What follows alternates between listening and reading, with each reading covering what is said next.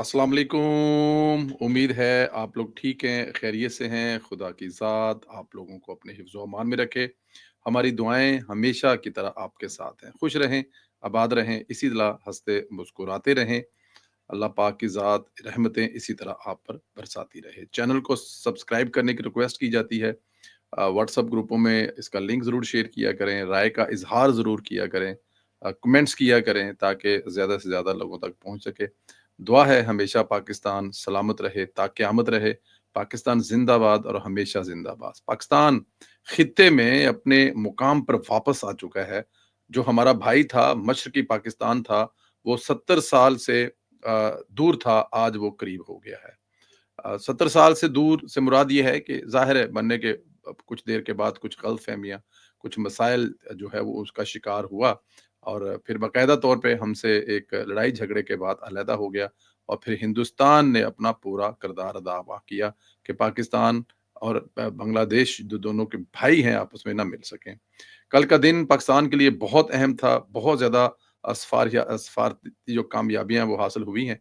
नायब वज़ीर-ए-आज़म वज़ीर ख़ारजा इसहाक डार साहब की बांग्लादेश के chief adviser professor Mohammad Yunus से एक बहुत ही जिसे कहते हैं कि गर्मजोशी वाली मुलाकात हुई। नायब वज़ीर-ए-आज़म ने प्रोफ़ेसर मोहम्मद यूनुस को वज़ीर-ए-आज़म शहबाज शरीफ की जानिब से नेक ख़्वाहिशात का पैगाम पहुँचाया। मुलाकात में ख़ित्ते के हालिया सूरत-ए-हाल, इलाकाई सूरत-ए-हाल के इम्कानात पर तबादला ख़्याल किया गया, जबकि नायब वज़ीर-ए-आज़म ने बांग्लादेशी हुकूमत की बेहतरीन मेज़बानी पर शुक्रिया अदा किया।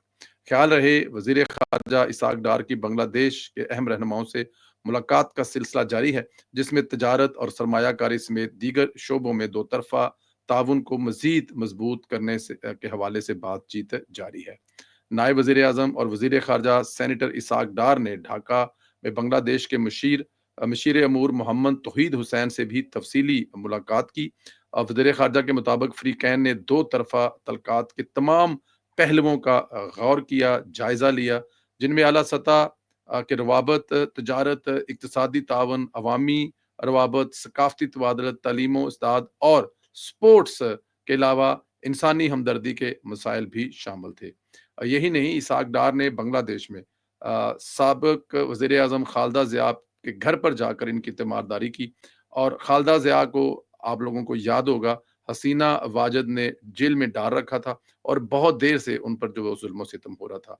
तो उनके घर पे जाना, इसहाक डार साहब का मिलना, हुकूमत पाकिस्तान की तरफ से, पाकिस्तान के लोगों की तरफ से, वज़ीर-ए-आज़म मियाँ मोहम्मद शहबाज शरीफ और नवाज़ शरीफ की तरफ से उनको ये पैगाम देना कि पाकिस्तान की अवाम बांग्लादेश के साथ खड़े हैं और जो ज़ुल्म इस मुल्क पर हुआ है, पाकिस्तान हमेशा उसके खिलाफ आवाज़ बुलंद करता रहा है। खालिदा ज़िया साहबा ने बड़ी बहादुरी से जेल काटी है। वो काफ़ी बीमार हैं, उम्र के उस हिस्से में भी हैं, लेकिन एक खातून पर रहम ना आया और उन्होंने जो उनके साथ किया वो एक तारीख़ है और उस तारीख़ को कभी शायद मसाह ना किया जा सके। एक और जो जो मुझे कम अज़ कम मेरे दिल को बड़ी लगी थी, वो थी जमात इस्लामी के लीडरान से इसहाक डार साहब का मिलना, जिनके रहनुमाओं को हसीना वाजिद ने बाकायदा तौर पर जिसे कहते हैं ना कि इस जुर्म पर फांसियाँ दी कि उन्होंने पाकिस्तान से बांग्लादेश बनने की मुखालफत की थी। ये जुर्म था फांसी देने के लिए कि ये बगावत के ज़ुमरे में आता है कि जब बांग्लादेश बन रहा था, तो उन्होंने कहा कि बांग्लादेश नहीं बनना चाहिए, बल्कि पाकिस्तान एक रहना चाहिए। इस जुर्म पर उनको फांसियाँ दी गई थी। बहुत अहम पेश रहता है। ये 17 साल बाद हुआ है। पाकिस्तान को खित्ते में बड़ी अहम कामयाबी मिली है। इसके अलावा इसहाक डार साहब ने एक और भी छक्का मारा है। इनसे सहाफ़ी ने 71 के मुतल्लिक सवाल किया। इस पर उन्होंने कहा कि हमने 1974 और 2000 में जनरल मुशर्रफ के दौरान बांग्लादेश में बतौर कौम आपके कौम से मुख्तलिफ वाक़यात पर माफ़ी और दुःख का इज़हार पहले ही कर दिया था। इस्लाम हमें ये सिखाता है, जब किसी मामले पर एक मुसलमान भाई अपनी गलती माने, तो दूसरा दिल साफ़ कर रहे। इसहाक डार ने कितने बड़े लीडर का मुज़ाहरा किया है और उन्होंने 2 चीज़ें, एक तो उन्होंने कहा जी कि हमने आपसे ऑलरेडी मतलब कि इस पे माज़रत कर चुके हैं और उन्होंने जनरल मुशर्रफ के इस अच्छे काम को भी सराहा है। इस पे उन्होंने कंजूसी नहीं की कि जनरल मुशर्रफ ने हम पर बड़े ज़ुल्म किए थे। उन्होंने कहा जी वो बहैसियत सदर हमारे जो हैं वो आपसे इस बात पे माज़रत कर चुके हैं और मेरे ख़्याल में ये एक बड़ी पॉज़िटिव चीज़ है। बांग्लादेश के साथ हमारी ये जो नए रास्ते हैं ना, मेरे ख़्याल में ये एक बहुत बड़ी तब्दीली होने वाली है खित्ते में। देखें भारत जो है वो पूरे इस खित्ते में किसी एक मुल्क के साथ भी उसके तल्लुकात जो हैं वो अच्छे नहीं हैं। हर मुल्क के साथ उसका इस वक़्त लड़ाई झगड़ा चल रहा है। पाकिस्तान जो है वो खित्ते में किसी भी मुल्क के साथ उसके ऐसे तल्लुकात नहीं है, जिसे कहा जा सके कि पाकिस्तान का किसी मुल्क में, किसी मुल्क के साथ जो है वो झगड़ा चल रहा है। तो ये एक बहुत बड़ी कामयाबी है और इस कामयाबी में मेरे ख़्याल में इसहाक डार साहब का जितना भी क्रेडिट उनको दिया जाए वो कम है। अब चलते हैं जी जो ज़िमनी इलेक्शन होने जा रहे हैं। ज़िमनी इलेक्शन जो है वो बड़ी अहमियत के हामिल है कि ज़िमनी इलेक्शंस में क्या होने जा रहा है? ज़िमनी इलेक्शन कौन जीतने जा रहा है? नॉर्मल यही कहा जाता है कि जब जिस पार्टी की हुकूमत होती है, ज़िमनी इलेक्शन वही जीते हैं।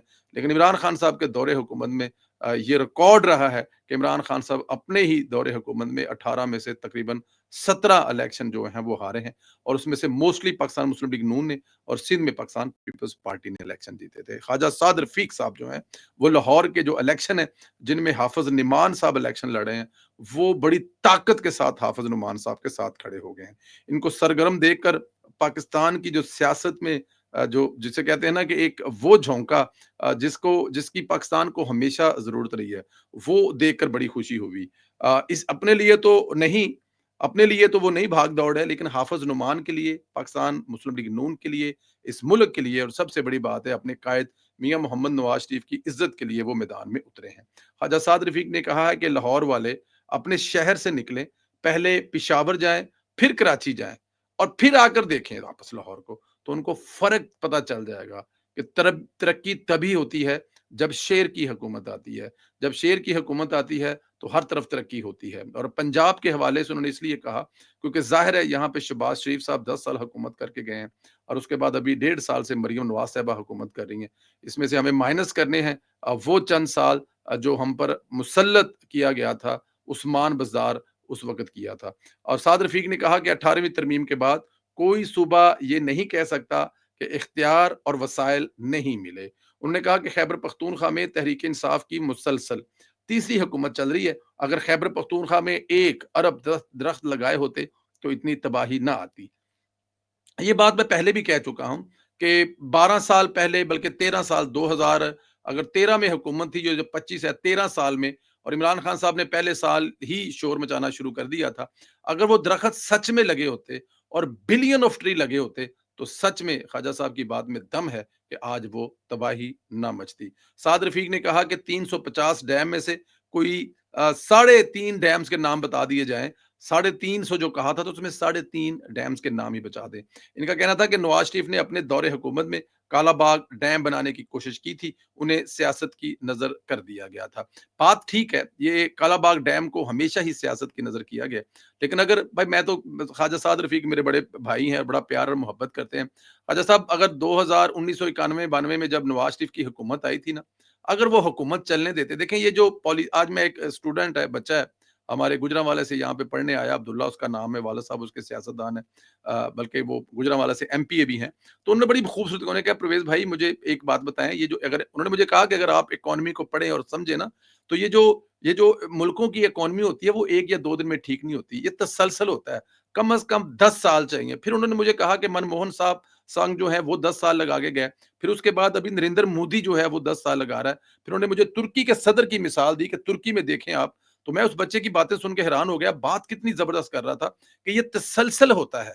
अगर ये तसलसल शहबाज शरीफ साहब को मिल जाए और मौजूदा जो सेटअप है, इस सेटअप को मिल जाए और इसमें वो खराबियाँ पैदा ना की जाएँ, जो हर 3 साढ़े 3 साल के बाद होती हैं, तो इंशाअल्लाह ताला पाकिस्तान के जो ख्वाब एशियन टाइगर्स वाले, जो पाकिस्तान के जी20 वाले, जो पाकिस्तान के जी10 वाले, जो पाकिस्तान अब देखें ना, आप ये देखें कि सिर्फ़ पूरी दुनिया में इस वक़्त जो आपकी लेबर है ना, हमारा ध्यान सिर्फ़ और सिर्फ़ जो है वो सऊदी अरब और यूएई पे है। मेरी सैयद कमर रज़ा शाह साहब से बात हो रही थी जो ओवरसीज़ पाकिस्तान फाउंडेशन के जो चेयरमैन हैं, तो वो फरमा रहे थे कि इस्निल्लाह साहब हमारा ध्यान उधर है। मैं चाहता हूँ कि यूरोप वाले मुल्कों में जितनी इस वक़्त डिमांड है और पढ़े-लिखे बच्चों की डिमांड है, वो जो हाई स्किल्ड बच्चे हैं, हम वो दरवाज़े खोलना चाहते हैं कि यहाँ पर बच्चे आएँ और उन्होंने कहा जी $1000 €1000 بھی وہ واپس پاکستان بھیجیں اور یہاں پر 4 لاکھ بچہ 3 لاکھ بچہ پڑھا لکھا ہے اور وہ یہاں پہ سیٹل ہو، یہاں پہ اس کے بچے پڑھیں اور پلس وہ اپنے ملک کو زر مبادلہ بھیجے، تو سوچیں بات کہاں سے کہاں تک چلی جائے گی۔ تو شاہ صاحب کی بات ٹھیک تھی، ہمیں یو ای سے نکل کر، سعودی عرب سے نکل کر، دبئی سے نکل کر اپنے بچوں کو امریکہ، کینیڈا، آسٹریلیا اور یورپ، انگلینڈ کی طرف، لیکن ہائی اسکلڈ، وہ جسے کہتے ہیں نا کہ ڈنکیاں لگا لگا کے نہیں، ہائی اسکل۔ اور مجھے بڑا پورا مجھے بڑی امید ہے کہ شاہ صاحب جو کہہ رہے ہیں اور وہ کرنا بھی جانتے ہیں، میں نے ان کو سنا ہے برسل میں، وہ اپنے آپ کو خادم کہتے ہیں اوورسیز پاکستانیوں کا، اور اگر ایسا ہوتا ہے تو یہ ایک بڑی تبدیلی ہوگی۔ تو خواجہ صاحب یہ تمام چیزیں پاکستان مسلم لیگ نون کی حکومت میں ہوں گی اور انشاءاللہ تعالی یہ حکومت میں ہوں گی تو حکومت کہیں سے کہیں چلی جائے گی۔ ایک اور چیز جو آپ لوگوں سے ڈسکس کرنی ہے وہ بڑی میں اس کو اس لیے کہوں گا تکلیف والی ہے، کہ تکلیف اس میں مجھے اس لیے ہوئی ہے کہ یہ جج صاحبان کو کم از کم یہ حرکتیں کرتے ہوئے اچھے نہیں لگتے۔ اطہر من اللہ نے پی ٹی آئی کو بیانیہ بنا کر دینے کی کوشش کی، جب بھی پی ٹی آئی کے پاس بیانیہ بنانے کی کمی ہوتی ہے، اطہر من اللہ صاحب جو ہیں وہ سرگرم ہو جاتے ہیں۔ انہوں نے کہنا شروع کر دیا ہے کہ پاکستان میں قانون کی حکمرانی نہیں ہے، انسانی حقوق کی خلاف ورزیوں پر بات کی ہے۔ انہوں نے مارنگ بلوچ کے حق میں بات کی، جو جیل میں ہے، اس پر کیس چل رہا ہے۔ ایک جج ایک ملزم کے حق میں بات کیسے کر سکتا ہے جب اس پر کیس چل رہا ہو؟ مسکنڈکٹ ہے، اس پر ریفرنس فائل ہو سکتا ہے اور جج صاحب اپنے عہدے سے ہٹائے بھی جا سکتے ہیں، لیکن اگر جج صاحب خود جج ہو کر انصاف نہیں دے سکتے تو پھر میرے خیال میں ان کو یہ جو ہے عہدہ ہی چھوڑ دینا چاہیے۔ لیکن یہ عہدہ اس لیے نہیں چھوڑیں گے کہ جو وہ پروٹوکول انجوائے کر رہے ہیں، جو وہ سہولتیں انجوائے کر رہے ہیں، اور جو وہ مطلب کہ یہ جو اس کو کائنڈ آف بدماشی کہہ لیں انہوں نے وہ مچا رکھی ہے، تو پھر کیسے ختم کریں گے؟ آپ یاد رکھیں کہ کون سے جج ہیں جن کو کالا پونڈ کہا جاتا ہے، میں غلط نہیں ہوں تو آئی ڈونٹ نو یہ کس نے کیا کہا تھا اور کب کہا تھا، لیکن دوسری بات جو ہے وہ میں نہیں کہنا چاہتا، لیکن گڈ ٹو سی یو والے جو ہیں، آپ کو یاد ہے یہ مجرموں سے بڑا پیار کرتے ہیں، مجرموں سے بڑا خاص لگاؤ ان کو، جس طرح یہ مارنگ بلوچ سے جیل میں ان کی وکالت کر رہے ہیں، اسی طرح نے عمران خان صاحب جب ان کی عدالت میں پیش ہوئے تھے تو ایک مجرم کو دیکھ کے انہوں نے کہا تھا گڈ ٹو سی یو۔ یہ ہے شیر افضل مروت نے اس وقت جو ہے وقت ڈالا ہوا ہے یوتھیوں کو، وہ یوتھیوں کو ننگا کر رہے ہیں۔ دیکھیں جو سسٹم کے اندر بندہ ہوتا ہے نا، جس کے سامنے سب کچھ ہو رہا ہوتا ہے نا، جس کے مشورے سے سب کچھ ہو رہا ہوتا ہے اور جس کے نالج میں سب کچھ ہوتا ہے، وہ جب پلٹی کھاتا ہے، وہ جب یو ٹرن لیتا ہے تو وہ بڑا خطرناک ہوتا ہے۔ شیر افضل مروت صاحب جو ہیں وہ بتا رہے ہیں کون سے اکاؤنٹ سے کیا ہو رہا ہے، کس سوشل میڈیا سے ریاست پاکستان کے خلاف یہ جو صبح شام کمپین کی جا رہی ہے وہ ایک ایک اکاؤنٹ کا بتا رہے ہیں، اور آپ کو پتا ہے جب وہ ایسا کریں گے تو پھر اس کے بعد ظاہر ہے ان کے خلاف ایک خاص قسم کی کمپین ہوگی۔ لیکن جتنا اب تک ہم نے دیکھا ہے شیر افضل مروت کو 2024 کے الیکشن میں کسی میں اتنی ہمت اور جرت نہیں تھی کہ وہ باہر آتا۔ ظاہر ہے پاکستان تحریک انصاف نے اپنے لیے حالات ایسے پیدا کر لیے تھے 9 مئی کے بعد، اپنی زبان کے بعد اور پھر بہت ساری دوسری چیزوں کے بعد، لیکن شیر افضل مروت نے جس طرح باہر آ کر کیس لڑا تھا پاکستان تحریک انصاف کا وہ سب کو یاد ہے۔ تو ایک بات کنفرم ہے کہ وہ بہادر انسان ہے، اور بہادر انسان پاکستان تحریک انصاف کی گالیوں سے ڈرنے والا نہیں ہے، اور وہ ان کا مقابلہ کرے گا اور مقابلہ کر رہا ہے۔ ہر ٹی وی چینل پر بیٹھ رہا ہے، علیمہ خان صاحبہ، عمران خان صاحب پاکستان تحریک انصاف والوں کو سمجھا رہا ہے کہ بندے بن جو، میں جج بھی رہا ہوں، میں وکیل بھی رہا ہوں اور اب میں سیاستدان بھی ہوں، مجھ سے کچھ ڈھکا چھپا کسی کا نہیں ہے۔ اگر میں ننگا کرنے پہ آ گیا تو میں سب کو ننگا کروں گا۔ اللہ پاک آپ لوگوں کو اپنے حفظ و امان میں رکھے، دعائیں ہماری ہمیشہ آپ کے ساتھ ہیں، سلامت رہیں، خوش رہیں، اسی طرح ہنستے مسکراتے رہیں۔ انشاءاللہ اگلے وی لوگ میں آپ سے ملاقات ہوگی۔ اجازت دیجیے، اپنی رائے کا اظہار کرنا مت بھولیں، خدا را پلیز اظہار کریں، کم از کم پاکستان زندہ باد ضرور لکھیں۔ لاہور والے اور اس کے بعد جو گجرانوالہ میں جلسے ہونے جا رہے ہیں اس کے بارے میں رائے کا اظہار بھی ضرور کریں۔